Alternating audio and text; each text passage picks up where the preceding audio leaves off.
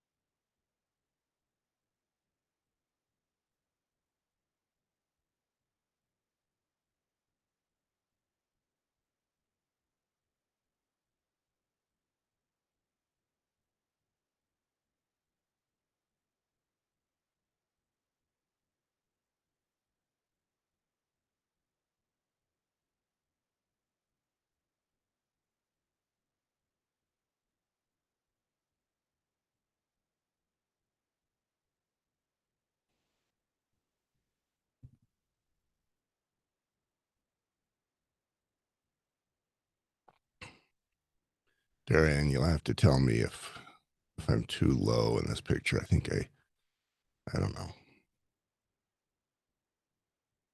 Maybe I'll adjust it a little bit.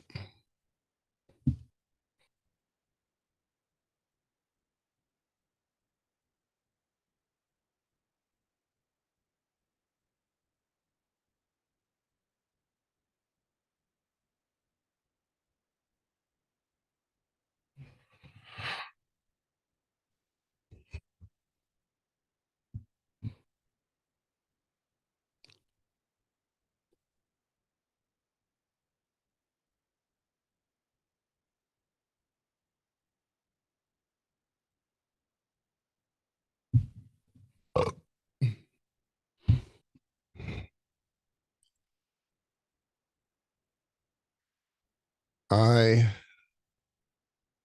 think I will leave it here, even though I'm not in the center, because you can cut off the right edge, and that will give you a better shot of both of us.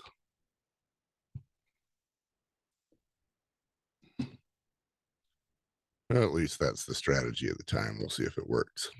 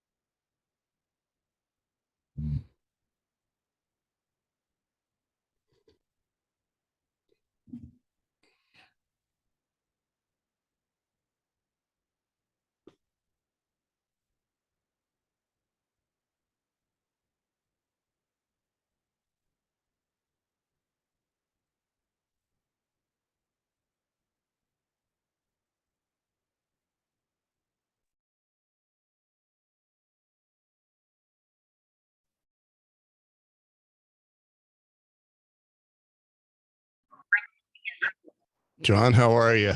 I'm good. How are you doing? Sorry for being a little late here. I was moving between offices and conference rooms trying to find internet that worked good. Yeah, all good. I uh I've got my morning. If you're late, you're what, a minute or two late? Still late. Yeah. I have we'll call him a friend who says who says, you know the difference between 7:30 and 7:32, don't you? And he's a bit of a stickler for time. Was he in the military? He's a lawyer. He bills by tenth of an hour increments. So yeah, let me tell you, I don't remember what I've said, what I haven't. The podcast is called Manalizing, and it's men talking about what men don't talk about. Basically, the painful stuff.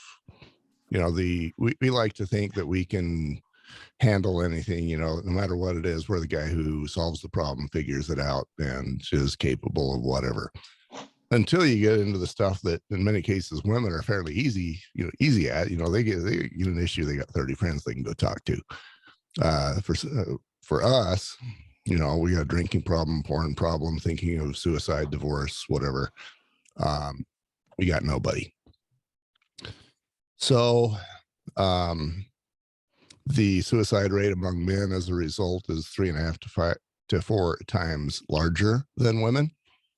And even more than that, I think, men stuff things down, and we stuff it down. We become trash compactors, and there comes a point when you can't stuff it down anymore. And then it comes out in some very unpleasant ways. So the podcast is about helping men realize that that's not the best way to do it.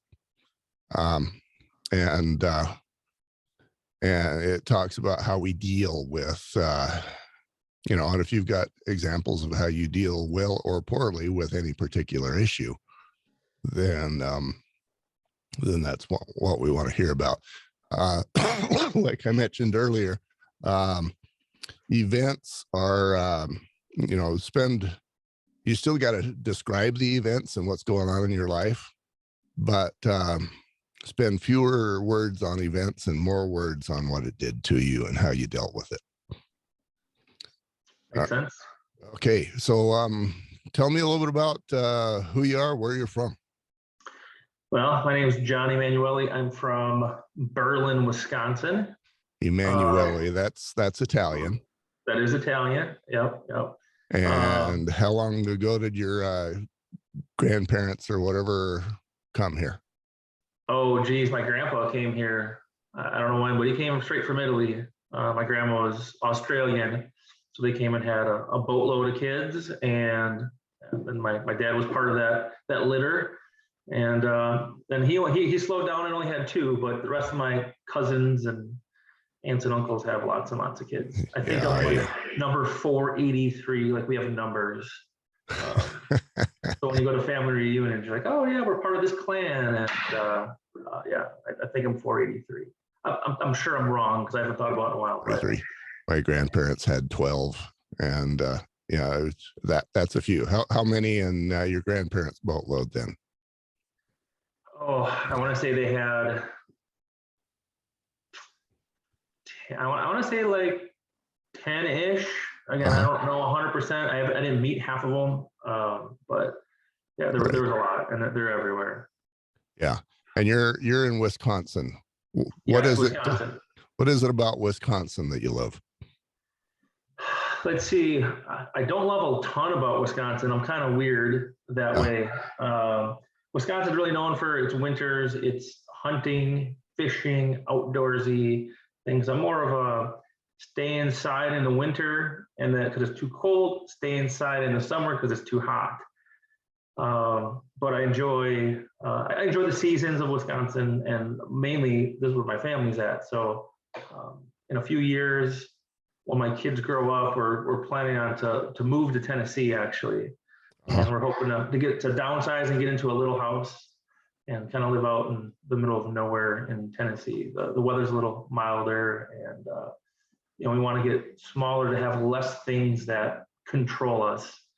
The bigger house you have, the more fixing, the more cleaning, the more or everything that goes with it, where you start to downsize and you focus on the things that matter. So the house doesn't matter, the vehicles don't matter. It's what you have in your family and your relationship. So that's kind of where we're leaning towards. You mentioned things that control us, and I think you might have answered that question, and then you said things that matter. So now I got to pick which question I'm going to ask. All right. By control us, do you mean stuff like cooking and cleaning and, well, not cooking, you got to do that anywhere, but cleaning and just maintenance? Is that what you're talking about by control us? Maintenance, and then to be able to do that stuff, you need to have money. So money controls people. It controls the decisions that they make. What can you do or not do if you have or don't have money? That goes, that's a huge stress on people. Can they, especially in the times that we're living now, can you afford food? Can you afford car payments, insurance, food, all that stuff? So the money part controls you, and then the things that you have control you. It's do I need to have the greatest TV, the greatest computer, the greatest thing because my neighbor has it, because my parents have it, my brothers and sister have it.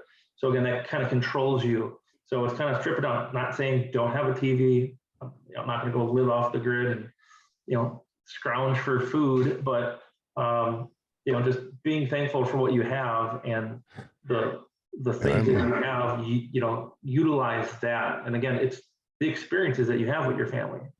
I'm guessing that's what I'm going towards in life. You're done with being controlled. You did a relationship where the control was happening. Tell me a little bit about that and then what it did to you. Yeah. So 2012, I got divorced in 2012. My ex-wife, she went off to make a movie, and we discussed it over and over, and she's gone for a month or so. And by the time she came back, she's like, "Oh, we need to get divorced." Oh, nice. It was a shock, so I was taking care of the kids, working full time. And she did that. And I said, well, no, well, why? I mean, we don't even argue. We don't have disagreements. I think the only disagreements we ever had were with my parents about her. They had this feeling about her, and when you're in love and you're married, they kind of have to watch their tongues a little bit. Yeah. And especially with the counseling, let's do this stuff to, what about the kids? The answer was, oh, people get divorced all the time. The kids will be fine. So I actually went to counseling by myself, and the counselor said, "Why are you here? It doesn't. You're normal. Why are you here?" I'm like, "I'm trying to work on my marriage." And she's like, "The other person needs to be here too." So that ended. The marriage ended, and we didn't have lawyers. I'm going to interject here. The fact that you went and she didn't speaks volumes. But that's what I thought. Then we had a friend who was a pastor in our town, and I'm like, well, we can talk to him. He's friends with both of us. They're good at, hearing things and being, in the middle. I didn't want any of that stuff. So, at that point, I pretty much knew there was no hope. So I hear you being motivated to save the marriage, and it sounds like she's motivated to not. Correct, to move on. So, I was pretty hurt by that. Talk to me about pretty hurt. What'd you say? Talk to me about pretty hurt. Well, you feel unwanted. Like we were married for 7 years, I want to say, and how we did it was, I wanted to have a job out of college. We met in college, have a job out of college before we got married. I wanted to have a house before we got married, and then have that before we had kids. And we had this all planned out. Like, here's our 5-year plan. Here's our 10-year plan. And you build towards this with your spouse. And all of a sudden it ends. And, kind of out of the blue, she ended up marrying eventually the director of the movie that she was on. So she has never admitted that anything happened, but, I have these suspicions that as soon as we separated, he moved in. Well, it'd be kind of hard to come home and make a very direct decision like we need to get divorced without having there be some relationship going on there. Right. Yeah. And that's kind of how I figured after the fact. But I said, you know what, we're going to stay friendly for the kids, do what's best for the kids. And I think for the first few months, because I worked, she didn't. She's a stay-at-home mom, so she watched the kids all the time. And so I worked a lot of hours, to maintain some kind of lifestyle, because I gave her the house, I gave her the car, I took all the debt, credit cards, student loans. So because I wanted my kids to be able to live in that house that we had, instead of them having to move out and get an apartment or something different, because she didn't work. And at that point, it's, could she work? But we got to pay for daycare. I already don't have money for daycare because I'm paying her child support. I was actually helping her with her cable bills and food and all this other stuff. So I would pick the kids up every day from her house after work, and I got an apartment. I moved out, and eventually, 6 months later, I bought a house. And I met my current wife about that time, and she just kind of started looking at things, and my ex wanted to control every decision. And my current wife says, no. These decisions are our decisions. Like, we are the couple, we are the relationship, and things have to work for us. Yes, we can be flexible, but things still have to work for us, what we're doing. And again, my ex, she didn't. Yeah, that doesn't sound like a control freak at all. No, she didn't believe in that. It was, hey, you guys are going to Disney. Let me pack all their clothes for what they need. And here's a camera to take pictures of your new girlfriend and the kids. And it's like, no, we're not going to, no, that's weird. We're going to take pictures with our cameras and so on and so forth. So, and then it came down to, well, you can't use this detergent. You can't do this. And she was constantly taking the kids for medical things. And at my house, I didn't see any medical problems. So one day she tells me, hey, I signed our daughter up to get her adenoids removed. What? Like, you're not going to tell me this stuff ahead of time? Like, there's no discussion. So I called the surgeon to find out information, and I wasn't even on any of the paperwork as the father, so they wouldn't talk to me. So I had to send them my divorce paperwork just to talk to the surgeon, and he said, well, it's an elective procedure. And this is right around when Joan Rivers had passed away after a procedure. And I said, I don't want my daughter going through that if there's no reason. From the paperwork, she had said that, well, she snores historically, she can't sleep, she's doing bad in school. And I saw none of those things. And her bedroom was next to my bedroom. Never saw any of it. So I said, I'm not giving you permission to do this. Sorry, let's get some more research. Let's talk to our doctor. Like, tell me about this stuff first. So that was kind of the beginning of the end. And then it was, he's dictating. So she called social services on me that I didn't allow her to have her adenoids removed. So I got a phone call on that. And I just basically told them, you can't make me do anything. This is a medical thing. We both have to agree, move on. And they left me alone. And then a couple of years later, so 2012, I believe, well, let's back up, 2010, we just weren't getting along. It was argument after argument after argument. And my stance was, let me live my life. Quit dictating everything. And she didn't like that answer, so she kept on pounding. We talked to the police and said, can we do anything about it so she could just leave us alone? And so we said, well, we'll talk to her and you guys just don't talk. Well, we have 2 great years, no stress, no arguing, no fighting. The kids are doing great. And then all of a sudden, I get a call from, or I don't remember if it was a call or they stopped over, but social services stops over, or child welfare, or whatever they're called. And they said, hey, we have to investigate a claim made at your house that your wife is washing your child, in the bathroom. And we're like, okay, well, Giving her a bath? Giving my son a bath, which wasn't true. It was, again, a story that when he was 6, helped wash his hair. Well, it's been turned into when he was 10 that he was being washed, and he wasn't. So they came in, they investigated everything, and they're like, there's no basis. So we're thinking, well, that's really weird. Like, why would this happen? And then I found out, because I got served papers like a couple days later, that she was trying to take the kids from me. And I believe that was the first step and trying to build a case. Well, geez, Child Protective Services came, because even to this day, she says, well, you weren't exonerated. Your house wasn't exonerated from that. They just didn't find any evidence. Huh? It says there's no evidence to be found at this time, and the case is closed. Like, what else do you need? But she continues to push that. So eventually, when we had to go to co-parent counseling, she'd bring that up all the time. And the first thing you hear is that this thing, and you're like, you didn't do anything wrong. Like, we're just parents. Like, if your kid is not washing their hair correctly, and he's getting, it wasn't cradle crap, whatever, but dandruff, and here's how you do it. You get in there, you scrub it. I mean, You're the parent. You're supposed to make sure the kids are taking care of themselves. Right. So, we've been going. So fast forward, we've been going to court for 4 years now. Kids were taken away because of that. The guardian ad litem, who I don't believe for 1 second has the best kids' interest, or the kids' best interest at heart, took the kids away for the summer. Basically reduced me to like 25%, so 50-50.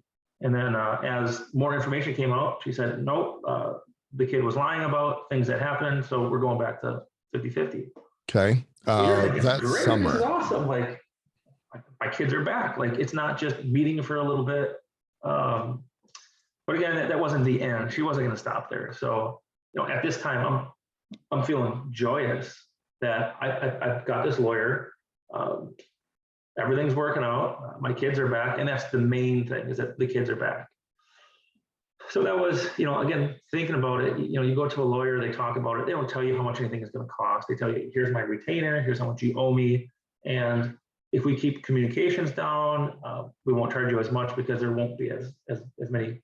We're going to charge you 15 minutes for every email. Okay, well, 15 minutes, so that's a quarter of $200 an hour. Yeah, that's a $50 email. So we're thinking, hey, yeah, that's $5,000. Yeah, I can handle that. That's not a huge deal. Well, when it's like $1,000 a month, we ended up getting up to about $60,000 in lawyer bills. I can't afford that. You don't just have an extra $1,000 laying around. So there's a lot of stress. There's a lot of stress with your current spouse. There's a lot of stress with your kids when you don't have the money. You don't have you have these plans and these hopes and these dreams that here's what we're going to do. We're going to do vacations. We're going to be able to put money away for the kids for college. There's all these things that you're hoping to do, and when you don't have the financial means to do it, you're stressed, and your stomach is on fire, and you're afraid to make any wrong move, because throughout this process of the courts, I'm just accused constantly of things that have never happened. So it's, well, how do I word this message? How do I protect myself? How do I do this? And you're just like stressed the whole time. So you're working on this stuff, and you're and the stress happens, and then somebody walks in the room and says, whatever, I need a pencil, or how you doing? And I'm guessing there's been moments where you snap at that, because that's a place where you can snap. And there wasn't a lot of snapping. We've been pretty good of taking care of a lot of that stuff at night, like when the kids are sleeping. But there is that stress, and they kind of get ignored. You kind of get ignored. Tell me about you kind of get ignored. So for example, so I have a daughter with my wife, and I have her all the time. So my other two kids are 50-50, so they're gone. So usually when they're gone, we try to work on some of the stuff. If it's reading emails, working with the lawyers, figuring out a plan of attack, and every time you get a message that's sent through, and they're always accusing you of something. Okay, where's the proof to counteract that? Again, is it a proof in a message I've sent before? Is it a proof from whoever? So, for example, my ex, she does not tell the truth a lot. So if she tells me something, I actually have to go to the doctor, to the teacher, to the whatever, and get an email back so I can say, okay, is she telling me the truth or not on this stuff?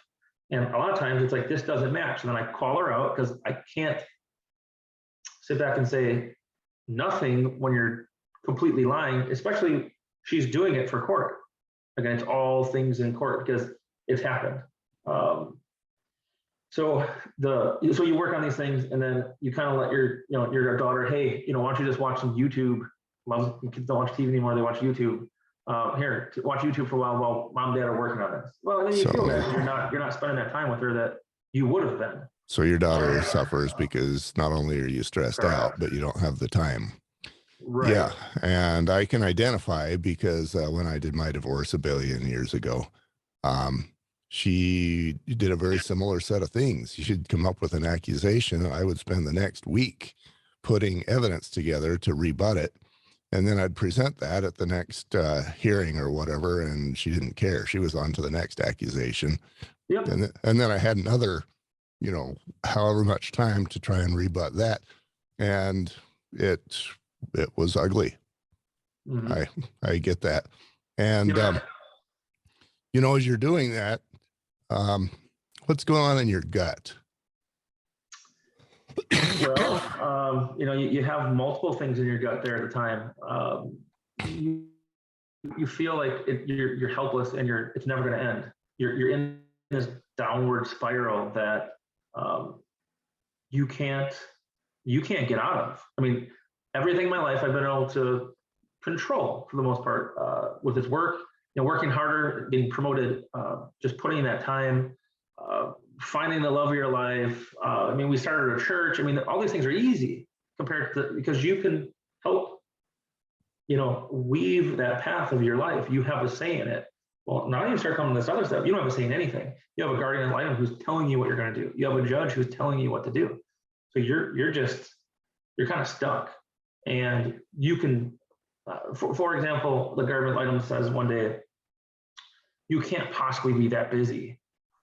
I said, well, we are that busy because I need to fit 100% of my kid's life into the 50% that I have them. So we're busy all the time. We are part of the Boy Scouts, the Girl Scouts. We're part of a church. We do youth group activities. We do a lot of volunteering. We do a lot of things. And they're scheduled on the days that I have them because I'm not taking away time from my ex. I'm not going to say, hey, Boy Scouts is on Tuesday, so you need to give up your time. I don't want her to do it to me. I don't want to do it to them. If I have the ability to schedule things just on my custody days, that's what we're going to do. So we're busy. And I centered, we go here. I send pictures of here's the date. Here's what we did. They don't believe me. I don't know how you can give proof. And for me, that's insane because I'm an empty nester and I'm still busy, and back when I had kids, for example, this Saturday, I've got one of my daughters has kids that are between the ages of 13 and 9, the oldest 3, and they've got 3 soccer games, and I'm going to see if I can go to all 3 soccer games. That's one of my daughters. Yep. And yeah, we're all busy. Of course, we're all busy. Does this lady think she can, finish her day at 5 o'clock and then watch? Well, she thinks that we're intentionally. One of our contentions is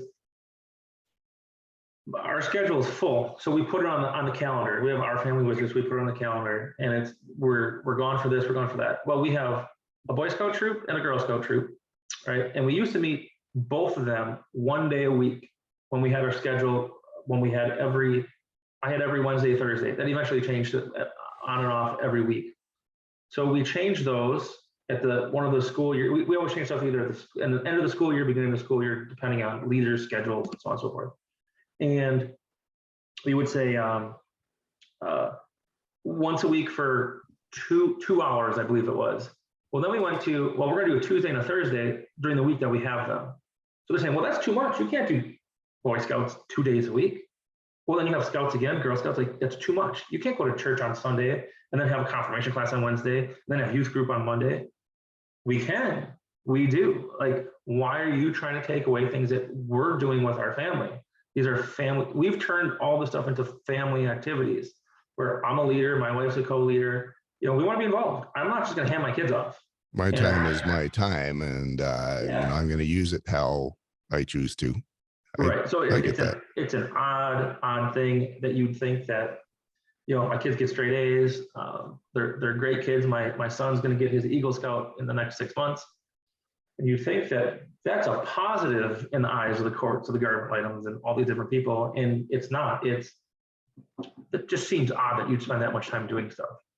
Because my kids don't like sports, they're not athletic, and I love sports. I'm a huge Packer fan, Brewer fan. I wish my kids played sports when they were younger, but when I'm throwing my kid a ball and he doesn't want to catch it, I kind of know that's not his thing. So you move on to the next Well, thing. that would be a control thing. I've got an ex-brother-in-law who wanted to force his kid to become a baseball player, and so he'd force him out in the backyard with a bunch of baseballs and yell at him that he was a wimp and tell him to throw harder. And the kid would sit there and cry for an hour while he's throwing baseballs, not at this guy who was a dad, but at a net. That's how to ruin a kid. Mm-hmm. And I take what my kids want and their thoughts and their needs. And again, you can't let them run everything because they're a kid. You're still a parent. Right. You can't just be their best friend. You have to be their friend and be their parent. And you've got to teach them how to grow up, how to be a good person. Put them in situations so that they're working with people, and you can do that a million different ways. And part of how we do it is through our church and youth group. And I think my kids are great kids because of these things that we do. And based on the results, you're winning. What does it do to you when your wife or the guardian ad litem or whoever tries to tell you that you suck and you're doing it wrong and you're going to do it another way? I get mad. That's the first thing. Like, how dare they? Like, how dare they tell me how I have to live? How dare they tell me how my kids should be? They have a say in their life and what they want to participate in and what they want to do. And if my kids were coming to me saying, "Hey, I want to be part of this," or "I want to be part of that," that's a different story. And we've even talked about, "Hey, do you want to join this? Do you want to join that?" No. I'm out of the two households. I'm more strict. My kids don't have cell phones. I limit their time on television and computers and things like that. Just again, we're going to live life. We're not going to watch other people live life. And we've instilled that into them forever, and they get it. And then when they're at their other house, they play video games. They do stuff all the time that way. And I talked to my son one day, and he's like, "I kind of like it because we do so much stuff by you, and at mom's house, I can veg around and play video games. It's a nice balance." She doesn't want to spend the time investment with them. You said you get mad when the guardian, et cetera, tries to tell you how it's going to be. How do you deal with the anger? What's your outlet? Who do you talk to? Well, I've been blessed that I really don't care what people think. So that's a great thing that I have going for me compared to my wife, let's say, for example, who cares about everything everybody says. Mm-hmm. So I let things roll off my back a lot. But I also know I have a support staff and my wife. I got people at work that I talk to about stuff. Again, with these guys at work. At your work, what do you do at your work? I'm a vice president. We're a military packaging company. Uh-huh. So I do day-to-day stuff. We do testing and things like that. The package up for the military. And it's a small company. I've worked here for 20 years. Most of the guys that I work have worked here 18, 20 years. So we're pretty close. Again, I don't really have any friends. So, when earlier you were talking about, keeping things in, and, a lot of times women have a lot of friends they can go talk to. I don't have any. I have a couple friends from college that I see once a year. I don't hang out with any people from high school. I'm focused on my family and what I'm doing. And my outlet is I have my parents, I have church family, and they encourage you and offer you suggestions. And I know, again, being a faithful person, that there's a bigger plan, and that whatever happens there, it's going to happen. It's for the best. And if it doesn't turn out my way, it's for the best. And we don't know what that is right now, but so it is hard. Like you're trying not to live in this world and all the things that pull you away from it. You're trying to teach your kids all these things, and you're just seeing the negative that just keeps happening on this side. And you're saying, how? Well, we'll get through it. So we do a lot of praying. We do a lot of, but again, I focus my time on my kids. Uh-huh. And I guess I rationalize in my head and say, I can give up, and if I give up, where are my kids? If I give up, or if I do something stupid to myself, or drink myself into a stupor, or the things that a lot of people turn towards. I'm turning towards my kids. I'm turning towards my family, and what can we do together to not worry about that stuff? It is a stress relief to go camping with your kids and watch them run around or swim or What would give up? When you said I would give up or drink myself into a stupor, I want to go there. What would give up look like? For me, I wouldn't give up, but I think a lot of people do give up. Like they Oh just yeah, you there's don't millions you of don't guys who see, give up. because when you don't see that end and everything you're doing is failing, and like for us financially, we're just ruined. I had to sell my house just to pay for my lawyers. Right. My wife is battling breast cancer right now, so those medical bills just keep piling up, piling up, piling up. So you're in this state of I'm never gonna get out of it, but I compartmentalize, and it's probably not the greatest thing in the world to do because you want to be able to release things. But I talk to my wife. Again, I talk to my parents about things, so I don't keep it in. But I'm not a crier. I'm not a real emotional person. But there are times where you're just like, If you were to drink yourself into a stupor, like you said, how and where and when would that happen? oh geez, I haven't been to a bar in a long time, but it would be just probably at home. But again, I know I have the support system that my wife would be like, "What are you doing? What are you drinking for? You don't drink." I drank a ton in college. Uh-huh. It was I was the best drinker. I mean, that's part of my reputation in school was. I mean, that was a long time ago. And then when I became an adult and had kids, it's like, why am I wasting my time doing that? I don't feel great. I don't remember stuff. So I went through that already, when I was younger. And I said, I'm not doing that anymore. I don't think it was like horrible, but I mean, I used to drink and gamble when I was in college. I took a semester off to work to pay off gambling debts and things like that. And I think I've grown, especially meeting my wife, my current wife. Um, she just makes you focus on the good things and things like that. So again, you got to have that support system and you got to utilize it. I was gonna put a question in front of you, like, if you found out your son was suicidal, what would that do to you? But I'm not going to go there because you've already got a real question that I can answer. When you found out that your wife had cancer, paint that scenario for me, and especially paint what it did to your guts. So, my wife goes in for her annual mammogram, and she comes out, and a lot of times I go with her to her appointments. Just if I can get off of work, go with her, give her. She doesn't like that. She doesn't like the poking and the prodding and all that stuff. So, so I go with her, and they said, hey, there's they found a lump when they did it, but I think it was 80% or some stat that it ends up being nothing. So, so we went home thinking, yeah, that's not gonna be anything. She's 40, I think at the time, I think she was 44. So pretty young still. So we come home, they do some testing and like, oh no, you got to come in for more tests. So now you're starting to worry, like, wait a minute. And it's you have this positive feeling of you'll be fine. You'll be fine. She's freaking out. So I can't freak out.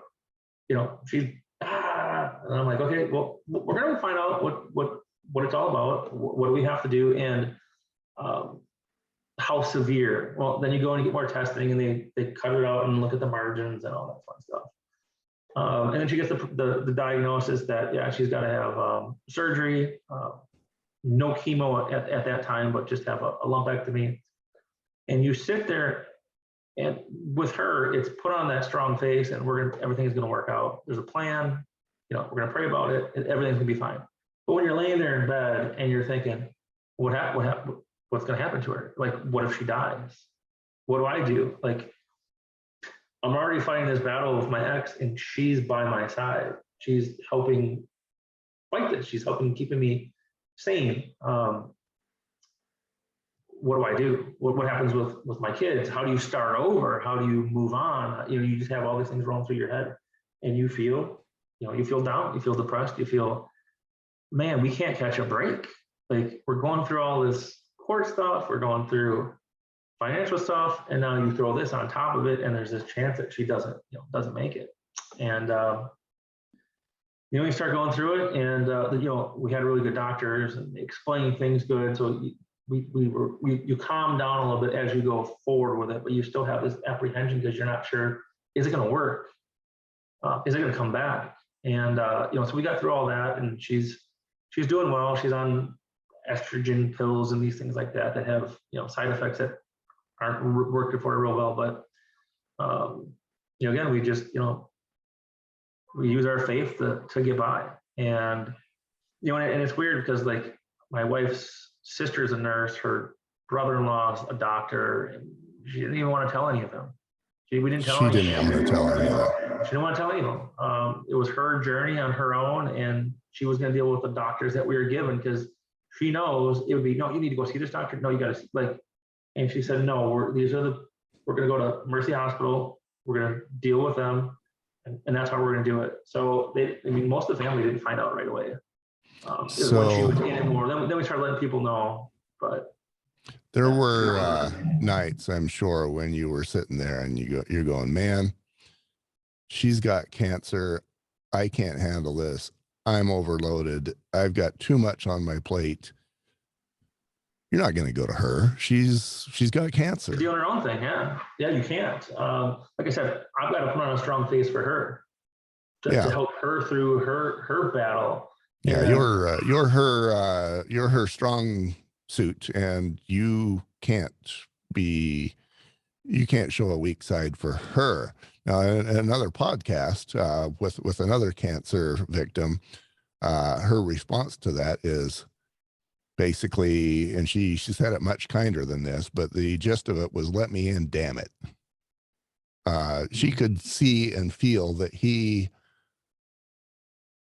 had a separation from her because he didn't want to talk about any of that hard stuff to her, because he didn't want to add to her plate. Yeah. So in addition to her cancer, she felt like she was being shut out. But that's not the direction I want to go.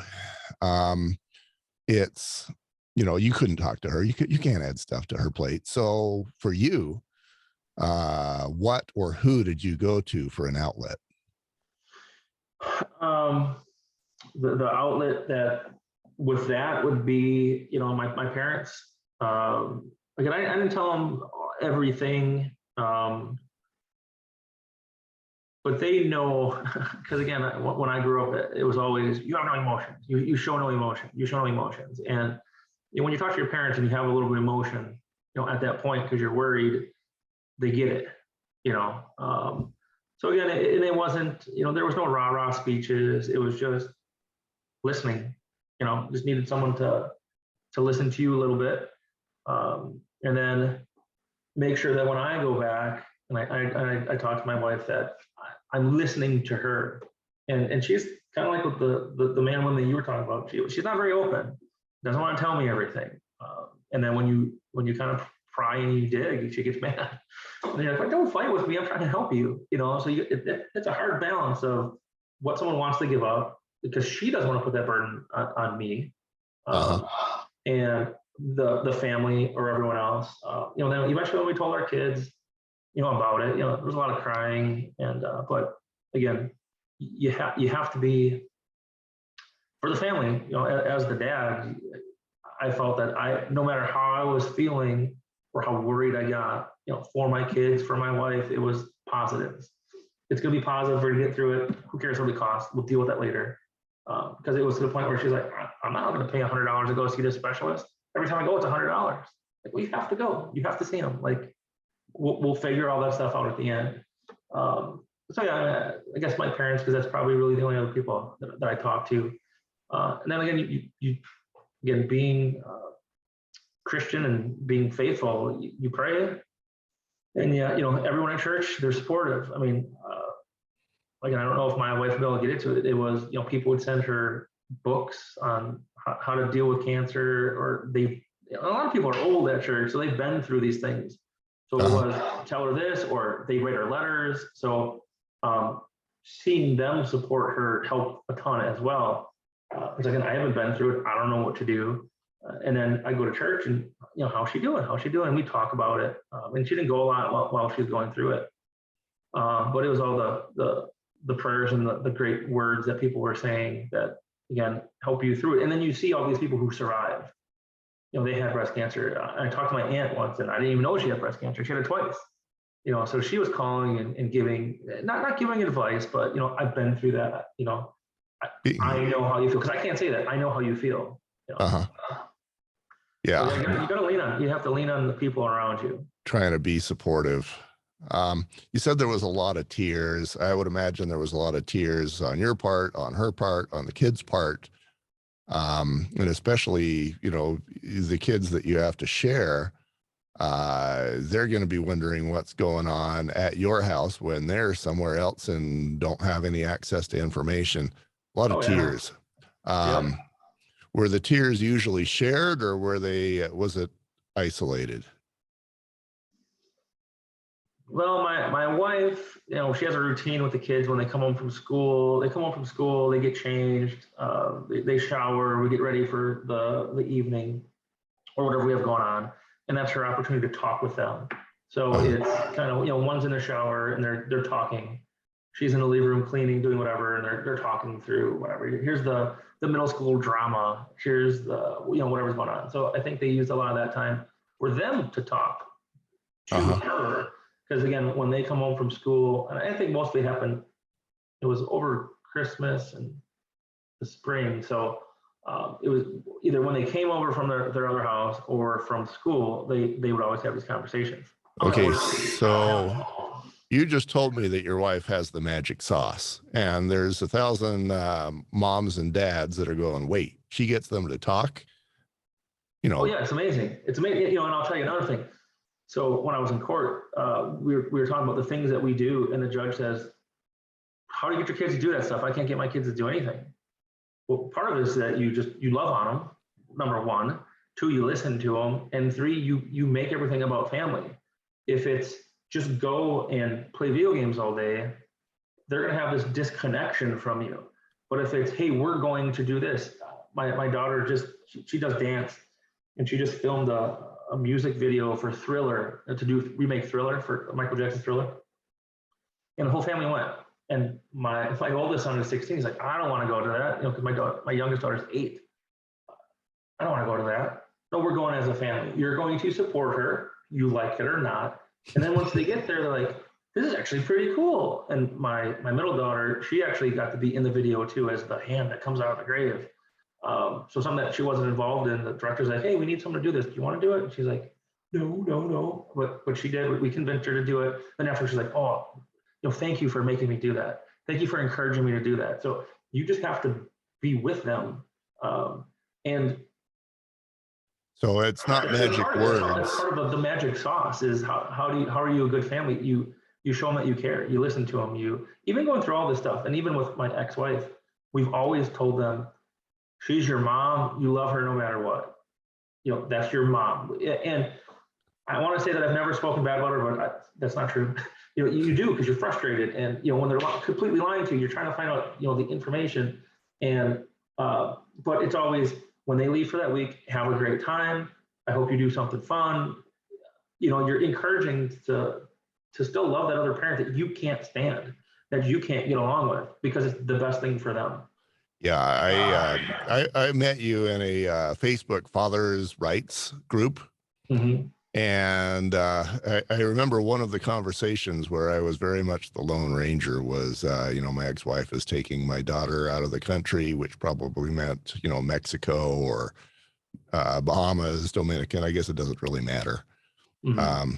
But he was like, this is kidnapping, and I'm going to take her to court. And I'm thinking, dude, your role and goal now is to win and keep your daughter's heart. And are you going to really make her stay home while everybody else goes on vacation? What do you think that's going to do to your relationship? Right. It's going to hurt it. And I think over this time, that the relationship they have with their biological mother isn't as strong as she thinks from it, because they're being affected by this. No matter what anyone wants to say, they're affected. And our relationship, I don't want to say is stronger, because I think it'd be just as strong, but there are those times where they're frustrated. They're frustrated with what's going on and why they can't do this, or why is this odd? And it's like, well, we can't do that because we're not allowed to. The courts say you can't do, and it's that balance of what can you tell them, what can't you tell them, because you're trying to keep them shielded from all this stuff. But again, they're 16 and 13 now, so they know more, or they hear you talking because they listen. Right. So you're not going to shield it from them, and that's why when years and years ago when we got divorced, it was, this is going to hurt the kids. That was the first thing I talked about. This is going to hurt the kids. It doesn't matter. We'll get over it. Well, they're not going to. And when they're adults, they're going to tell us what they resented about all of it. I had that moment when I was trying to decide whether I was going to move forward with the divorce. And I was actually talking to somebody on, it was a game I was playing, Internet Spades. And I developed a couple of relationships with people that I never did ever meet. One of them basically said, hey, if you can keep the kids out of the war zone, they generally come out of it okay-ish. And I thought, well, we can do that. So I moved forward, and that is not how things turned out. It was absolutely a war zone. And because there's being bombs lobbed, they got to pick a side, and they lived with her. So it was a no-brainer which side they were going to pick. And that's what my kids really picked her side at the beginning, because of the fantasy that she had created in their minds about things that happened. It would be, well, your dad punished you for talking to me. No. First of all, my kids have hardly ever been punished in the 10 years since I've been divorced. And the punishment was, there wasn't a punishment. It was, he had lost his hat at a parade, and we had to go back and look for it, and we weren't going to leave until we found it. Again, we're trying to instill responsibility. Doesn't matter if you're 10 years old, you're still responsible for that hat that you're wearing. We told you not to take it off. So we went back for it, but she twisted it into, well, you were punished and you were this. And then, I talked to my son years after that. He's like, well, yeah, you put me in my room and didn't give me any food for days. I'm like, I didn't. What are you talking about? We're the family that you stayed at that table and you ate it until you were done. And if you didn't, then you got that the next day for a little while. And I'm like, then we changed it, how we dealt with that. But again, you do that as your parent, and you figure out different ways to deal with kids. And what the biggest thing that I found with my kids is that if they feel you're disappointed in them, they'll do anything, and like, you're not trying to lay a guilt trip on it, because my mom kind of does that every once in a while, lays a guilt trip on me. So when my kids are like, I'm not going to lay guilt trips on them. I'm going to tell them how it is. But if you're disappointed in something they did, that hurts way worse than, I'm going to take this away from you. I'm going to put you in the corner. I'm going to spank your butt. I'm going to, whatever, people use as different things. It's the kids want to be told what to do. They want to know what's their expectations, and they want to make their parents feel proud, of them, ultimately. Right. So you've had plenty of hard in your life. What was the hardest moment for you? Was it divorce related? Was it the cancer related? Was it seeing what was happening to the kids? Or was it something completely different? I think the hardest moment would have been when my kids were taken away for that summer, and it was just distraught, and that we're not going to get them back. And what is she going to do to them with having more time with them? Because of the things that she had done in the past. And I can only guess. I'm going to color this a little bit. And I'm going to put myself in that scenario. I can only guess that you're going to go, they're my kids, they're my life, they're my everything. She's going to ruin them. They're going to be a mess for life. Oh, yeah. And all of my life's meaning, value, and purpose is going to rot in the toilet. That's where I would go. Yeah, that's exactly where I went, and my wife too. Again, they're her kids. She's a stepmom, but they're still her kids. Like her son, he's my son. We don't have designations of you're a step kid or you're whatever. We're family, and we're mom and dad. And the cancer part of it, being the number two thing, the only reason why that's not a little higher on the list is we have professionals that we trusted to get her through this. Again, this thing with my kids, the professionals want to took them away. Yeah, the professional who is supposed to have their best interest is the one who took them away. And then we had to do co-parent counseling, and that wasn't even close to working. Yeah, there's no professional to keep your kids from rotting in front of a video game for 3 months and deciding that they don't matter. Right. And then when I say, no, we're not going to be spending all this time playing video games, she says, well, look how horrible your dad is. He won't even let you do something that you like. Well, it's not what you like, it's what is right. I don't have a problem. I grew up on video games. I had the first Nintendos and all that fun stuff and Ataris. And but there's a time and place, and the technology and things have changed so much. I've got a few friends who are doctors, and they said you can't have them in front of the TV screen. Video games and all stuff. It's not good for their brain developing. It's not good for this stuff. My son always comes back and says, "Well, no, it's good for hand-eye coordination." And we always have this argument about it, and it's like, okay, and everything's in moderation. I know you play all the time at your house because you keep telling me that. Oh, all the time you play all these different games. So okay, here we're gonna, not that you can't play it, but we're so busy you're not gonna even have an opportunity to do it. An hour a day, maybe. Yeah, my daughter does that well. She has this specific time that she allows the kids to have screens, and screens, of course, can be phones or computers or video games, whatever. And she's got great kids. She's a much better parent than I ever was. So let's go back to that summer, and maybe the beginning of the summer. You're going, these are the most precious things in my life, and she's gonna, you probably watched, what is it, Lord of the Rings, and you got Gollum holding my precious. Yeah, and now Gollum has to let go of that ring, and imagine his anxiety. Oh yeah, I filled that void as part of the Lions Club. Did a lot more stuff with that, and you fill that void the best that you can. If it's more work around the house, or whatever it might be, but you still have that back of your head, like, what is she doing to them? So how are they coming out of this? How am I going to get these kids back? Because for some reason I'm the bad guy. How did I become the bad guy? If anyone who, again, you always think you're the greatest person in the world, but I look back and go, I don't think anyone would really say a lot of bad things about me just in my life in general. How do they think I'm the bad guy? How am I that bad guy? And so you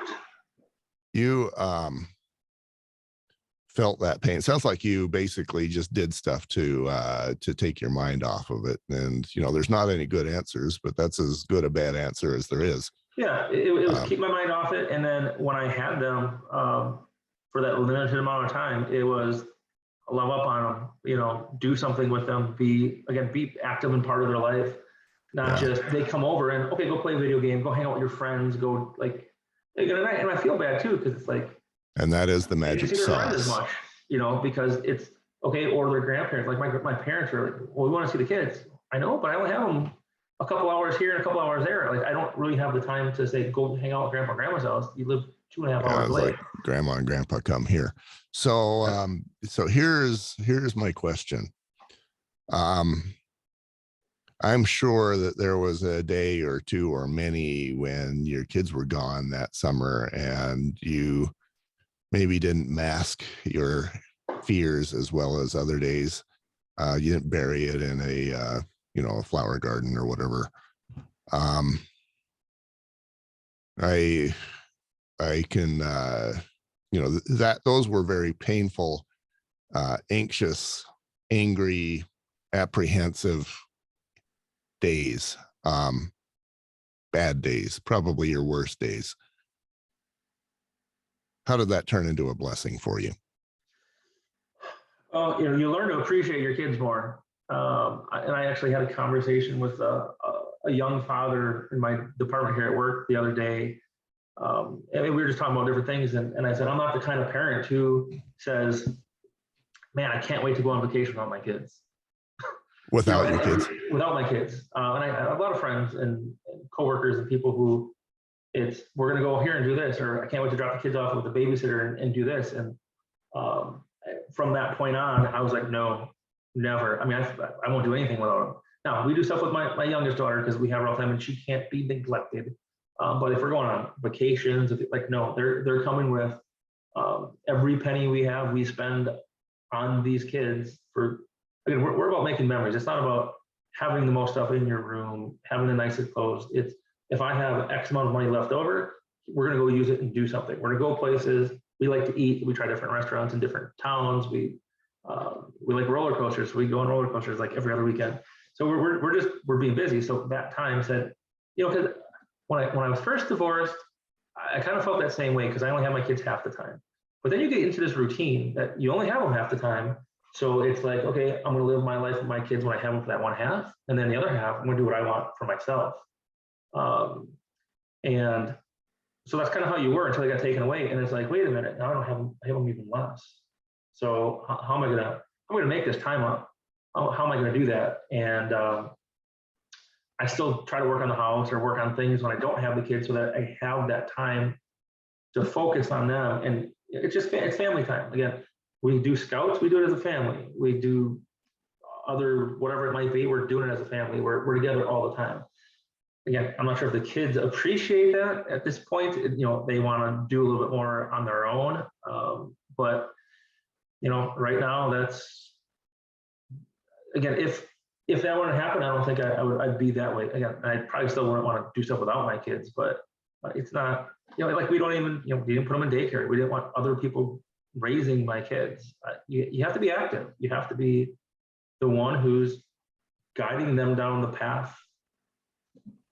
That's how you turned that extremely dark moment into a bright spot. It occurs to me that, what was it? The Greek philosophers, I forget the name, but basically their thought was that no single thing in itself is good or bad. It's how you respond to it that's good or bad. And what I'm seeing is that you responded to a very dark moment by giving yourself guidance and direction.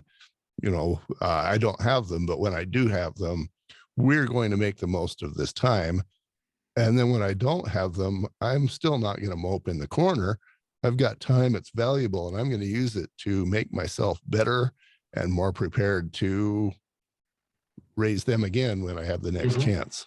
Yep. And it's strange because we were mandated for co-parent counseling. The first co-parent counselor, I don't want to say she was bad, but she definitely wasn't on my side at the beginning until probably a few sessions in. Then she started realizing, who's the crazy one, who's not the crazy one. So that didn't take that long. But one of the things I got yelled at was I worried too much about time. One of the things, because it was quit scheduling stuff on my days, and it was like, well, you shouldn't worry about time so much. Don't worry about the hours and this and that. And like I never agreed with it ever. That no one's going to tell me what to do on my time. And that time is precious. It ends. My son's going to be 18 in a year and a half. Like it's done. He's not going to be living with us. I'm not going to see him half the time. So I'm not letting any time go by without being part of their lives. Again, they're going to go to their friend's house and they're going to go to grandpa and grandma's and their cousins and do stuff like that. I'm not saying that they're chained in their rooms, but it's we're going to help them make the good decisions, what to do. And I don't have a problem saying, hey, that friend of yours is garbage. You're not friends with them anymore.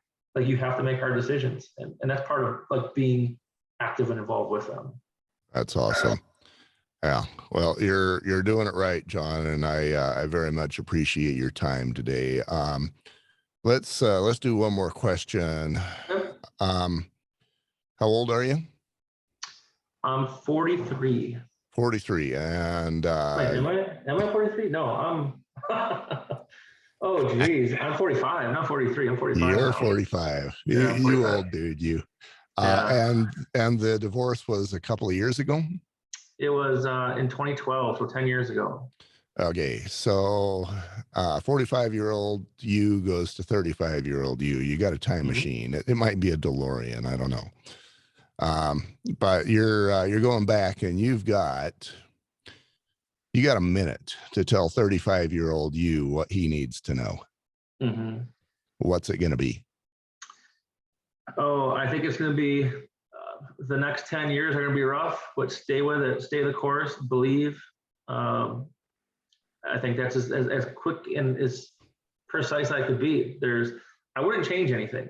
If I changed it back then and stayed with my ex, I don't think I'd be as good of a person. I don't think my kids would be as good of people as they are turning out to be. Again, everything happens for a reason, and everyone's going to struggle. You're going to struggle every day. That's what life is. It's a struggle. You're going to have more probably low times than high times, but relish those high times. Again, if you don't have that low, you're not going to know what that high is. So we're going to come out better at the end for it. And 10 years from now, when I'm 55, that whole thing is going to be over. And I'm hoping that I'm, at my kid's wedding and they have great kids and they're well-to-do people, and and you're going to take that satisfaction from that at that time. So all the pain's worth it. John, here's what I just heard you say. Here is a family where you've got crazy ex-wife. Your wife is dealing with cancer issues. You have severe money issues. Nobody, if they're looking at your life from that point of view, nobody's going to say, I want John's life. I'll trade mine for his. But you are happy with your life where it's at, because that's not what you're pointed at. You're pointed at your kids, their health and success and growth and emotional stability, and you've got that. Mm-hmm. And you basically just said, stay the course. It sucks, but it's okay. We can deal with it. This is extremely manageable, and that's awesome. There's guys, I met a guy once, again, online, who was a wheelchair, and he was in a wheelchair. He was all kinds of angry. He was pissed at life. He was pissed at God. He couldn't say he couldn't put a sentence together that didn't indicate that life was unfair to him.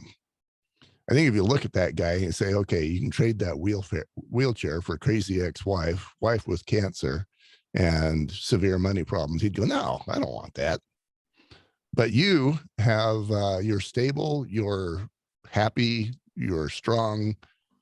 That goes me back to the whole thing of events that happen to you are not good or bad. It's how you deal with them. That reinforces that to me. But they're not going to define you or your future. It doesn't matter what it is. If it's it's not, if you don't allow it to be. Okay. And this is probably something that I should have done at the very beginning of the interview, but we haven't, so I'm going to do it now. Tell me how we met. Well, my wife joined a men's group to get information to help us with our court case. And so she joined a bunch of them, and she comes to me and says, hey, I was talking with this guy on this men's group, and not that she was talking, she had seen a post from a guy who was doing podcasts, and she said, I told him that you're willing to talk to him. And I said, well, about what? Like, what are you talking about? Thanks for just signing me up for something. And she said, no, just, you have to call him tonight. I'm like, okay, I'll give him a call. Why not? Again, who knows what it's going to be. And so I talked to her on the phone yesterday, for a couple of minutes, and that's it. But again, I had this feeling of, if you can help a dad who's in a similar situation, I'm not the most eloquent, I'm not the greatest person in the world, but again, if you help a person or two, gives them, I'm not inspirational either, but just hearing somebody else going through things that may be similar, it's worth it. It's worth whatever it is. John, thank you very much. Yep, no problem. You're the man. All right, you too. Thank you. I'm going to cut that off right there. And looks like my battery is even blinking red on me. So I guess we must be done. All right. But yeah, you taught me some things, and I appreciate that. Well, thanks for listening.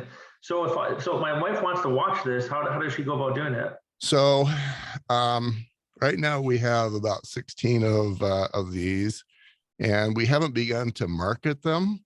Mm-hmm. So it might be, even a matter of weeks, because what I want to do is take each of these, take the highlights, and if my camera goes off, I'll just keep talking to you because that, you know, I can still talk to you.